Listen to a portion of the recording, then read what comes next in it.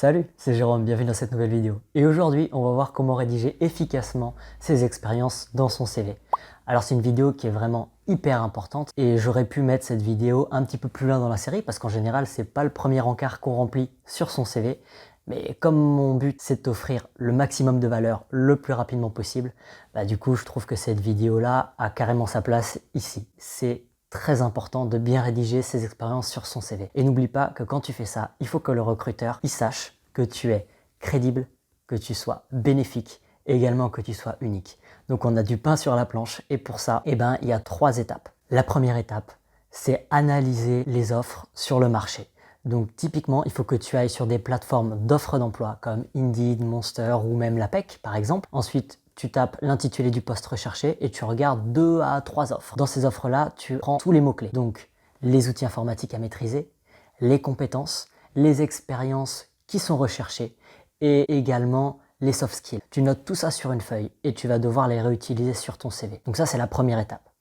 Une fois que la première étape est achevée, on passe à la deuxième étape, très importante. Ici, il va falloir que tu mettes en valeur tes expériences par rapport au poste que tu recherches. Et là, cette étape, elle peut être très délicate. Tout simplement parce que les expériences que tu as eues sont peut-être relativement lointaines comparées à l'offre sur laquelle tu veux te positionner. Si tu es dans ce cas-là, le meilleur conseil que je puisse te donner pour avoir été exactement dans la même situation que toi, c'est de te focaliser sur juste une petite portion de ta ou tes précédentes expériences qui sont le plus en cohérence avec le poste que tu vises. Et tu détailles ces toutes petites portions d'expérience. Tu mets que ça sur ton CV. Ensuite, je te conseille même de changer l'intitulé du poste sur lequel tu as travaillé. Mais attention, ne mens jamais sur un CV. Pour savoir si tu l'as trop gonflé, une chose qui est vraiment efficace, demande-toi si tu seras capable de défendre très efficacement ce que tu as rempli face à une personne technique. Si c'est le cas, tout roule, ça y est, next. Et donc je vais te donner un exemple très concret, le mien. Moi, je cherchais un poste relatif à de la donnée. Sauf que l'expérience précédente que j'avais, c'était du bureau d'études en conception. Donc c'est pas du tout même le même domaine. Mais ce que j'ai fait, c'est que je me suis rappelé que dans cette expérience-là, à un moment donné, j'ai analysé les données d'un produit. Et j'ai analysé les données également d'un test. Donc ça y est, j'ai eu ma première expérience dans l'analyse de données en fait. Et c'est exactement ce petit bout d'expérience que j'ai mis en avant sur mon CV. Ensuite, j'ai changé l'intitulé du poste. Au lieu de mettre ingénieur en innovation, j'ai mis ingénieur data R&D. Et enfin, j'ai rajouté des formations que j'ai fait à côté pour pouvoir compléter mon socle de connaissances et également les projets personnels que j'ai faits. Et ça y est, ça roule. Je deviens crédible. J'ai tout simplement pas fait que ça lors de ma dernière expérience. Ensuite, tu peux passer à la troisième étape. Et la troisième étape, c'est à proprement parler, inscrire sur le CV l'expérience que tu viens de mettre en valeur. Et pour ça, j'ai eu plusieurs techniques et celle qui marche le plus, je vais te la décrire. En premier, forcément, l'encart expérience. Mets entre parenthèses le nombre total d'expériences en années et en mois. Ensuite, mets l'intitulé du poste. Et ce que je fais en général après, c'est que j'ouvre des parenthèses, je mets l'année où j'ai commencé, 2 points, le type de contrat, CDD, CDI, intérim, un tiret, et le nombre de mois ou d'années sur lequel je suis resté en poste. Cette façon de faire, elle est plutôt intelligente parce qu'en fait, le recruteur, il n'a pas besoin de compter. Parce que dans trop de CV, je vois, oui, de mars 2000, je sais pas combien, à avril 2000, je sais pas combien, j'ai fait telle mission. Et le recruteur doit compter, oui, alors ça fait 1 an, 2 mois, oui, faut éviter. Là, vu que tout est écrit, il n'a pas besoin de compter. Donc, c'est beaucoup plus efficace. Deuxième raison, parce que si jamais tu as eu une période de chômage pendant quelques mois, c'est beaucoup plus facile de le masquer. T'es bien d'accord avec moi? Si tu n'as pas les mois de début et de fin sur ta mission, c'est beaucoup plus simple pour maquiller tout ça. Au moins, pas de problème avec ça. Ensuite, il faut que tu mettes une ligne où tu expliques le contexte. Tout simplement parce que le recruteur n'était pas perché sur ton épaule et donc il ne sait pas ce que tu as fait. Fais-le simplement en quelques mots, 5, 6, 10 mots maximum, sois extrêmement concis. C'est juste pour planter le contexte. Derrière, avant de mettre exactement ce que tu as fait dans la mission, mets une ligne en plus gros, marquée résultat et expose tes résultats. Mets des chiffres ou sinon mets des faits, si tu as fait évoluer la situation d'un point A à un point B, c'est là où il faut le mettre. Et il faut qu'il soit visible. Ce n'est qu'après que tu vas devoir décliner les actions que tu as mis en place dans cette expérience. Et comme je t'avais dit lors de la toute première vidéo, n'hésite pas à cliquer ici si tu l'as pas vu parce que c'est très important. C'est à ce moment-là que tu vas pouvoir mettre une liste à puces entre 3 à 5 points. Et dans chacun des points, mets tes mots-clés en gras. Et là, je pense qu'on a fait le tour et on va avoir une expérience bien rédigée. Grâce à ça, tu vas éviter au recruteur de perdre son temps. Et justement, tu auras l'air à ce moment-là très bénéfique et très crédible. Également, chose que je t'ai pas encore dit, mets des phrases les plus courtes possibles, des phrases dynamiques, mais suffisamment longues pour pouvoir présenter le sujet. Et grâce à ça, tu vas aussi avoir l'air unique. Et donc là, on a nos 3 leviers hyper puissants. Lors de la vidéo où j'abordais les meilleures structures de CV, je t'ai laissé ici. Et aujourd'hui, comme je t'ai dit, on va remplir l'encart expérience sur ton CV et elle se situe dans la colonne tout à droite, donc juste là. Pour pouvoir gagner du temps, on va admettre que j'ai déjà réalisé la première étape et la deuxième. Et donc, pour passer à la troisième étape, on scrolle à la page suivante. Donc à l'issue de cette fameuse deuxième étape, tu devras arriver à quelque chose qui ressemble à ce que tu vois à l'écran, où tu as déjà rédigé à peu près tes expériences. Maintenant, il faut la mettre en page et l'insérer dans le CV. Donc pour ça, première chose, déjà, je t'en ai pas forcément parlé, mais mettre expérience tout en haut. Bien entendu, il faut le mettre en gras et en un peu plus gros. Donc ici, je vais le mettre en 16. Je pense qu'on va pouvoir bien le voir.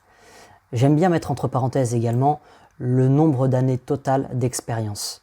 Ça évite aux recruteurs de se faire de fausses idées. Au moins, on est clair là-dessus. Que je mets en un tout petit peu plus petit, en 14 ici. Ensuite, comme je t'en avais parlé, tout d'abord, pour l'expérience, je mets l'intitulé du poste. Ici, je l'ai changé. J'ai mis consultant ingénieur data R&D. Je vais augmenter légèrement sa taille. Je vais le mettre en 14, un petit peu plus petit quand même que pour les expériences. Ensuite, entre parenthèses, tout d'abord l'année 2020, 2 points, le type de contrat, ici j'étais en CDI, tiret le nombre de mois d'expérience ou d'années d'expérience. Donc pour moi, c'était 7 mois. Voilà, donc je vais quand même vérifier la taille. On va augmenter un petit peu. Je pense qu'on va le mettre en 12. Ok.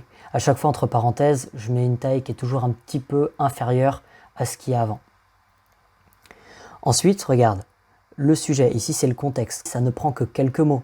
J'ai mis innovation de blindage. C'est vraiment pour avoir une grande idée parce que le recruteur, au départ, il n'en sait rien du tout, en fait. Il ne sait pas dans quoi tu as bossé. Donc, ça permet vraiment de l'aiguiller. Ici, ça sert à rien d'augmenter la taille. Laisse-le en taille classique. 11, ça ira très bien.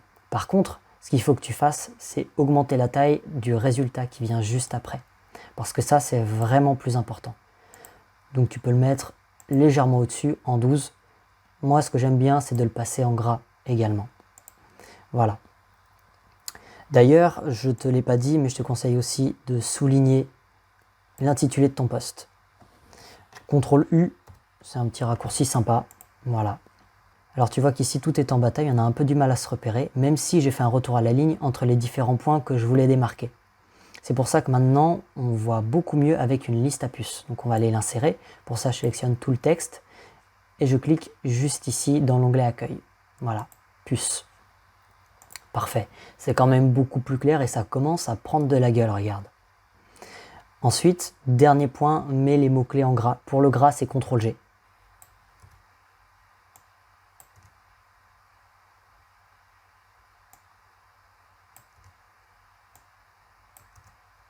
Voilà, beaucoup mieux. Et là, tu vas voir que ça va attirer l'œil du recruteur sur vraiment ce qui est important sur ton CV. Alors, on prend tout. CTRL C. On retourne dans le tableau. Et là, on ne va pas s'embêter et on colle tout. Voilà, parfait. Et à chaque fois que tu auras une nouvelle expérience, eh ben, c'est la même chose. Donc ici, je vais reprendre le même texte pour ne pas me casser la tête. Et on colle. Voilà, donc admettons que j'ai 2 expériences. Voilà un petit peu à quoi va ressembler ton CV. On peut rajouter quand même quelques petits trucs en plus, notamment le logo de l'entreprise dans laquelle tu as travaillé. Pour ça, insertion, image, cet appareil, hop, j'importe.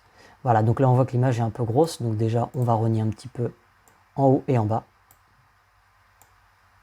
Voilà, beaucoup mieux. On va rétrécir un peu. Ok. Et maintenant, on va choisir la bonne option pour l'image. Ça marche très bien. On rétrécit encore un peu le logo.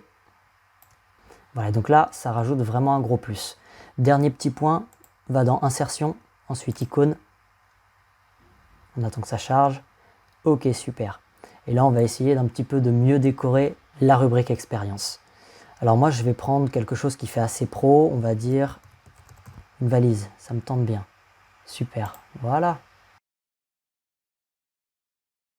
On change sa taille. Maintenant, je vais la déplacer juste devant Expérience. Voilà, on va peut-être prendre une meilleure option d'image. Ok, et là, on a un début de CV qui est plutôt pas mal présenté. Bon bah voilà, le CV il se remplit, il commence à avoir de la gueule. Et maintenant, j'ai une question pour toi. Qu'est-ce que tu ferais pour pouvoir améliorer encore plus cette façon de faire? Alors, si t'as aimé la vidéo, abonne-toi. Eh bah oui, ça aide la chaîne et lâche un gros pouce bleu. Dans la prochaine vidéo, on va voir comment avoir le meilleur slogan possible pour attirer le recruteur. Mais d'ici là, n'oublie pas, on avance ensemble et moi je te dis à la prochaine.